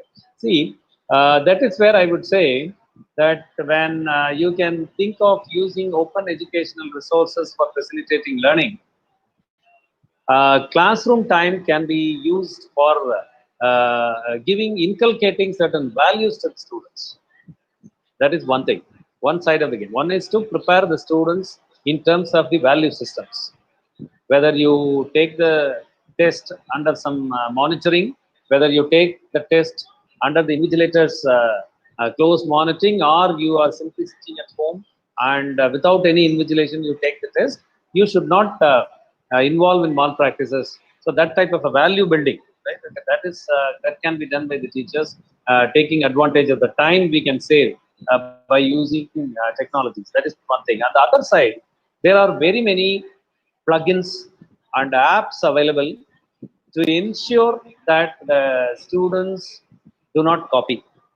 I would say, for instance, the other day I was interacting with one of my friends whose daughter is in some school, and they have a system. Yes, I'm sharing with you one experience, one thing that I came to know. For instance, is that they say that the student has to take the test on a laptop or a desktop. They have to be answering. They cannot do it on a mobile device. So the parent has to videograph the student's test taking session. It is only 25 to half an hour they give. So very simply, 2 questions or 3 questions. That's all. So what they say is that it is a written exam, right? The questions come on the system and they have to write. So what they do is that as soon as that 25 minutes, 30 minutes is over, the registered mobile number, from the registered mobile number, the screenshots of those papers, those sheets have to be taken and sent to a particular WhatsApp number, that is the coordinator's number, and they have the handwritten papers. The papers you have to tie it up, put it in a cover, and keep it with you. And when all the 5 tests are over, 6th day, all of them have to be put in a cover and pasted, and the student's name, class, everything has to be written, and the parent has to take it to the school, and at the entrance, at the gate of the school, there is a box put there. You put that, drop that bunch, that cover containing all the papers, right? And the video that the shooting, the videograph, that video clip or the footage of the video also has to be uploaded on that learning management system and sent to that, right? See, how is a school system, right? To in a very remote place, right? Somewhere in near to a place called Pollachi, right? Again, Coimbatore district, right? So how a school has thought of such a practice. So I will not say that this is very robust model of or what is it, proctoring, right? Okay, what we call as digitally proctored examinations, right? So digital proctoring, right? I will not say that this is very advanced, very robust, but still a school in its own way wants to ensure that the students do not do the mock practice, right? But however, I would say that unless the students decide that they should not do any mock practice, any amount of technology intervention cannot help about it, right? Okay, that is my view. So the better option on the part of the teachers and the institutions is to ensure inculcating certain values in the minds of the students that they will take up. Okay. Examiner Pakka as an exam. It's an exam. They have to respect that exam and take it in that true spirit. That is the point. Right? Okay. Yes. Any other questions? Right. I'll be very happy to interact with you. Otherwise, I should not be taking much of the time. It was supposed to be over by 12:30. It's 12:40 now. No, sir. Yes, sir. Yes, sir. No, sir. Mr. Subramanian has raised a question Yes, from sir. YouTube platform. Okay. Okay. Teachers, the question is, teachers are in support of technology. Okay. Teachers are in support of technology for effective teaching. Okay. But the days they have come, it would be a challenging task for them. Yeah. It would be a challenging task for them. Yes. So, what See, is your solution, or what is he is expecting your Yes, sir. response? No doubt, sir. No doubt. See, technologies are giving a lot of conveniences to teachers. No doubt. On one side, right? In terms of preparation, right? In terms of executing an online class, right? Many other things. See, after all, teaching is reaching. Today, certain platforms are available to reach your student community, right? For instance, you don't have a PowerPoint presentation, you don't have time to prepare a PowerPoint presentation. You just log in with your Google account to slideshare.net and you can just download the best PowerPoint presentation that is there on the topic. So, like that, there are very many ways in which technologies help the teachers, no doubt at all. But at the same time, the availability and reach of these technology platforms to the student communities throw a lot of challenges to the students. For instance, much earlier that these technologies reach the students much faster. Even before they reach the students, even before they reach the teachers, they reach the students. So the students are all more advanced. See, today students have much more access to technology and they're much more convenient users of technology. They are very proficient. That's why I always tell in any training program, if any teacher, if any middle-aged teacher wants to learn something about podcasting, something about YouTube channel, you don't take much of the pain. You call your son or daughter, or if you are too old, you are 60s, 58, 57, you call your grandson or granddaughter, they will tell you how to easily get access to YouTube videos or other things. That's how I tell them. So the best thing here, the best solution to get out of these challenges is to use the student power. Right? So when in any training program that we offer face-to-face mode on myself, Dr. Yahoo, many other Web 2.0, Google Cloud, we always tell the organizers in the schools that are the colleges that you arrange some students to help the teachers. Right? So the teachers have to learn that culture of learning from the students. Right? So we use students in our training workshops to help their teachers. So it is not that the teachers teach the student, right? Certain technologies, certain applications, certain tools, how to work with. Students teach the students, right? So the best way to the teachers can overcome the challenges is to make use of the student power, make use of them for getting certain technological things done. So the use of technology is going to kill the creativity of teachers and students. Please clarify that. Ms. Aditya Reddy's Jyotiraditya. That's again a very valid point, right? See, I would take the other stand, Jyotiraditya Reddy. For instance, when a teacher is uh, is away from the mechanical routine job of preparing the lecture notes, preparing the attendance, mark statements, and all these words, right? In fact, the teacher is given more time to think creative. For instance, I will tell you, think of creating a PowerPoint presentation.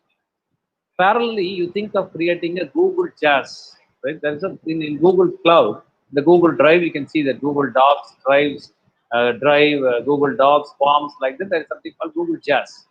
Okay, you just go there and see, right? How effectively that platform can be used, right? Very beautifully, you can think of creating a visual graphic, right? An infographic, right? So that is why at the very beginning, at the very first slide I was telling, it is the blend of art and science. And art is all about creativity. Art is all about creativity. And that applies, Ms. Jyoti Radhika Reddy, also to classroom teaching. For instance, in a classroom teaching, even the blackboard, I have seen some teachers very creatively using it, and some teachers using it in a very very plain, simple, and what to say, in a dull way, I would say. Right. The other day in a physics class, I was just observing a teacher writing something on a blackboard, the concept about some waves, some electromagnetic waves or something like that. And the class was about increasing the speed, the volume, and decreasing. These three words, technical words, she was explaining. And I could see it's very creative work. For increasing, she has written something like this. The letter I is small, and N is a little larger, C is still larger, R is still larger, and E is still larger, right? So that is the way she has written increase. And for similarly, she has written decrease like this. D, very, very big, and E small, right? And C small, right? R small, and the final E is not at all visible. So decreasing, right? So that creativity, if a teacher has, it can work wonders both in classroom as well as online teaching, right? Well, because please understand this, whether it is online or a classroom, both are platforms. And a creative teacher will do a creative work, right? So, and only point that I would like to say is that with the help of all these technologies, a teacher can be more creative. That's a possibility, right? That's it. So, Professor Muthumanikam said technology cannot be replaced. The technology may be used as supplement. No doubt, no doubt. That's what I always say, right? Even in any discussion on online teaching and the plus and minus of it, advantages and disadvantages of it, I always say an online class is not at all a replacement for a face-to-face conventional class. It is an extension of a classroom. But in the context of this COVID-19 pandemic, which is unprecedented, which is extraordinary across the world, so we are left with no other option, right, than to adopt to switch over to online. That's all very simple, right? No doubt at all, right? So it is a question of uh, uh, using it for a time being, right? That's a point. So it's all these are extensions of, right? So that is what is the most important thing that I like to say. See, if there is any teacher educator or people with BARD training, you know, there is something called as Edgar Dale's cone of experience, a cone-like shape, which will explain the relative effectiveness of different learning experiences. And you see, the most effective learning experience, as given by Edgar Dale, a great psychologist, a great educational technologist, a learning theorist, is that the direct experience. Okay? Direct experience is the best learning experience that can be given to a learner. But a little above, that is a little less impactful learning experience is a contrived learning experience. Contrived learning experience is a videographed learning experience. For instance, if you want a boy or a girl to understand how rivers get polluted, you have to take them to a river where maybe an effluent treatment plant from a paint company or a dyeing unit is there, and you should show them how the river water gets all the dyeing unit wastewater, and it gets polluted, and maybe after 2 or 3 months you have to take them to the paddy field which has been fed with this water, and you see, compare this with this paddy field which is fed with good water, and look at this paddy field. Then that's a real experience. That is what will be the best learning experience. That is why educational tools are a part of the education system. But that cannot happen for everyone, right? That cannot happen in every institution. So at least we can think of using a video to show how from a dyeing unit all this wastewater gets filled up, and we can show a picture of a paddy field which is affected by it with all discolored the leaves, right? So that is what is a contrived learning experience. So all these video lessons and other things are contrived learning experience, I would say. So Ms. Gautami says technology can only support but not replace. I fully agree with you, Ms. Gautami, right? No doubt. So it is only a question of supporting, right? So as a teacher of the 21st century, our objective is to see how best we can take these technologies support to a maximum level, right? So how we will do our better, right? See, very simple thing. When technologies can take care of certain mechanical activities, you and I as teachers can be in a position to devote more time right, for doing certain things. For instance, I'll just give a small example. In our research, we make use of a reference management system like Mendeley, right? So what happens is that Mendeley, when you do your online work, when you refer to a document, when you refer to a journal paper, right, and link it in a Mendeley platform, and for automatically the citation, the reference will be made. So as a researcher, you can spend more time instead of spending more time for creating this API style or MLA style references. Right? If a simple software support app can take care of that references, so entire references are taken care by that Mendeley platform. So you allot more time for doing some more quality research. So that is what is in there. So Madam Ms. Jyotir Aditya Reddy is saying the cone of experience by Dale inverted. Yeah, that is no doubt, right? So several ways in which it can be interpreted also. Right? Okay, that's a good observation. Right? So thank you for all their good observations. For instance, Ms. Kamala Nehru says, we mathematics teachers feel very difficult to teach for our government as school students.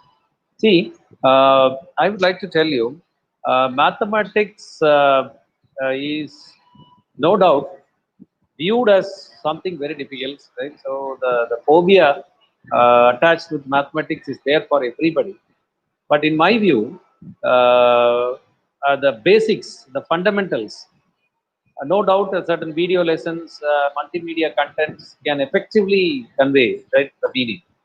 But the problem solving skills, the higher order mathematical skills, right, they have to be trained by continuous practice, right? Of course, only with the help of a teacher.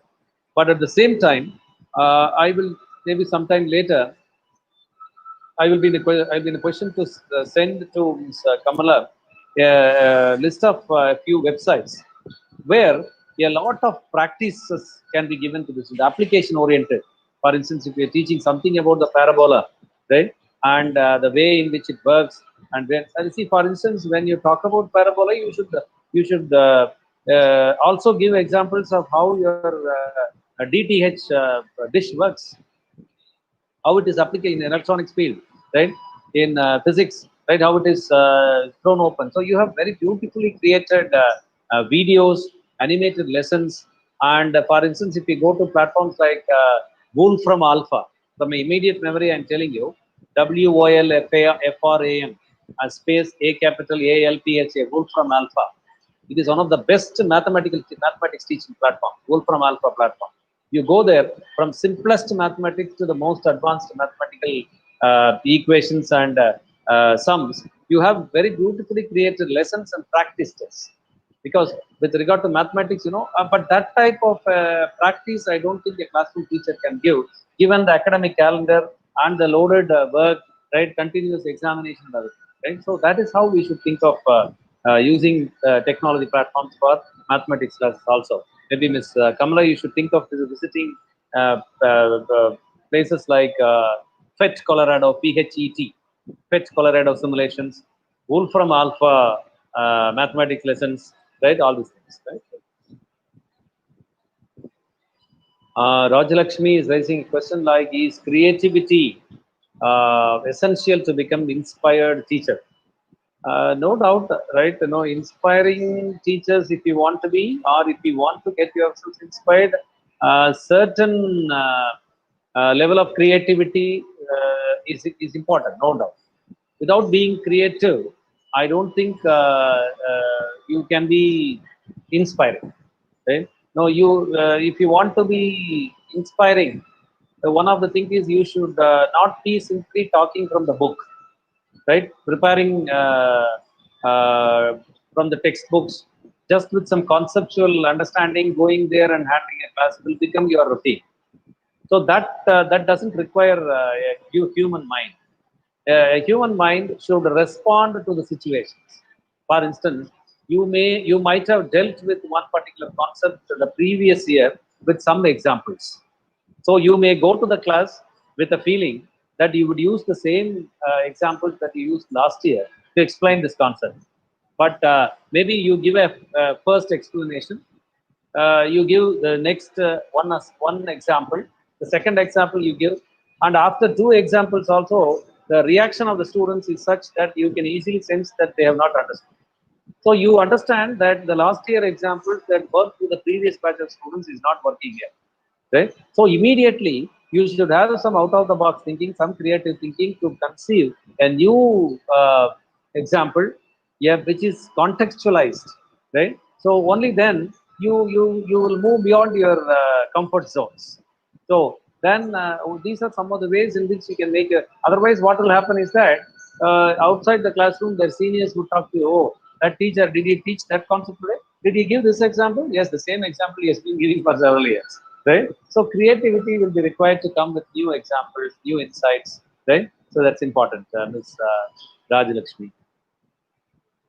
That Ms. Jyotiraditya Reddy, I think you are an English language teacher. Uh, so how can a language teacher use, right? There is a lot of work that has been happening. And I myself, being a language teacher turned technologist, educational technologist, I have done a lot of work in that area.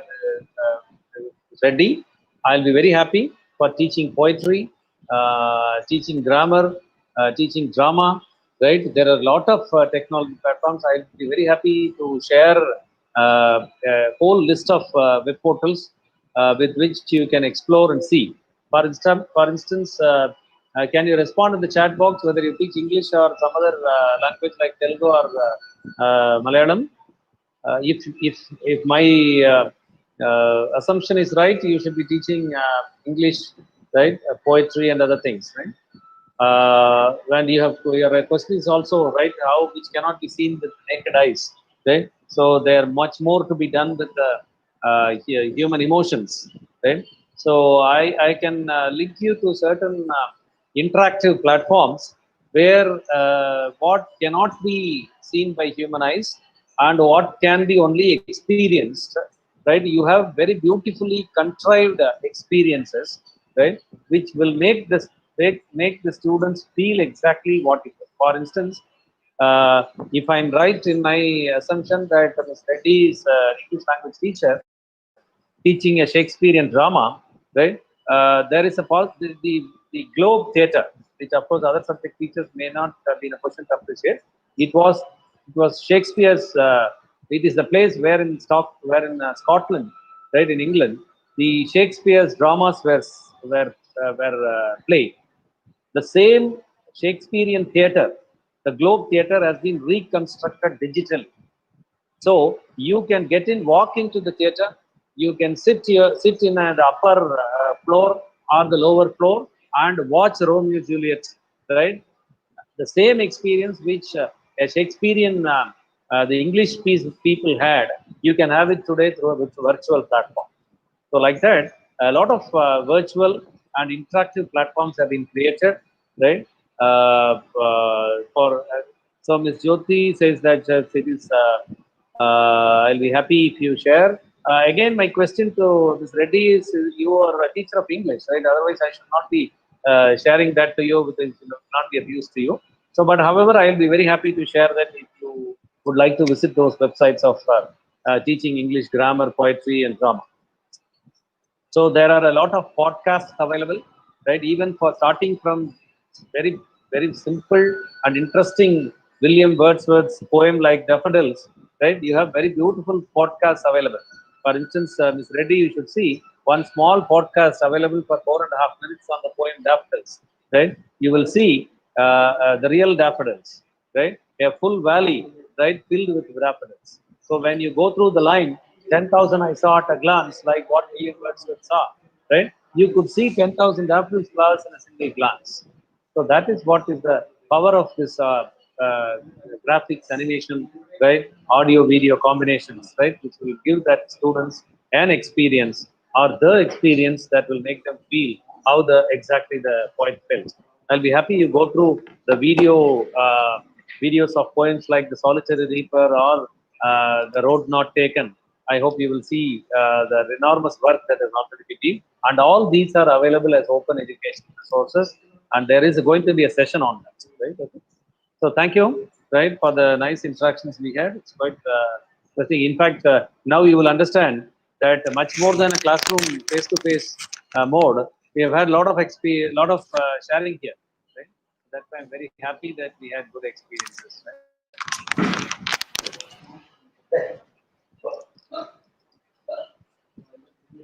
Thank you, sir. Yeah. Yes, sir.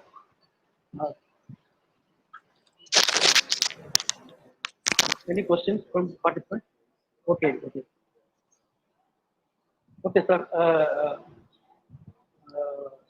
As the convener of the program, I would like to convey my sincere gratitude and wholehearted thanks to our eminent speaker and our resource person of the session, Professor Dr. S.Senthilnathan, Director, UGC HRDC, Bharathidasan University, for spending more than 1.5 hours with the attractive, uninterrupted voice, with much curiosity, by eliminating the new concept of techno-pedagogy, perspectives, prospects, tools and techniques. And he has also focused upon the new media techniques, including social media, what, why, and how to use the different media and technologies. Sir, your session is more interesting, more informative, more illustrious, more interactive, more impressive, more inspiring and impactful talk, sir. Thank you, sir. It's a pleasure. Thank you, sir. Thank you, sir. You are a man of information tank Thank you. It's not like that. on ICT. I hope that all the participants across the nation have gained adequate knowledge and also gained a lot of insights from him and attained a lot of information from the eminent on technology mediation. I think is very, very useful and more beneficial to the participants. So I must thank the key resource person for his wonderful presentation. Once again, thank you, sir, on my own behalf, on the behalf of the coordinator, sir, on the behalf of the participants, for spending your valuable time and for delivering your powerful and most inspiring talk and for effective answering the questions raised by the fellow participants across the nation. So thank you very much, sir. Thank you, sir. Thank you, sir. Thank you, sir.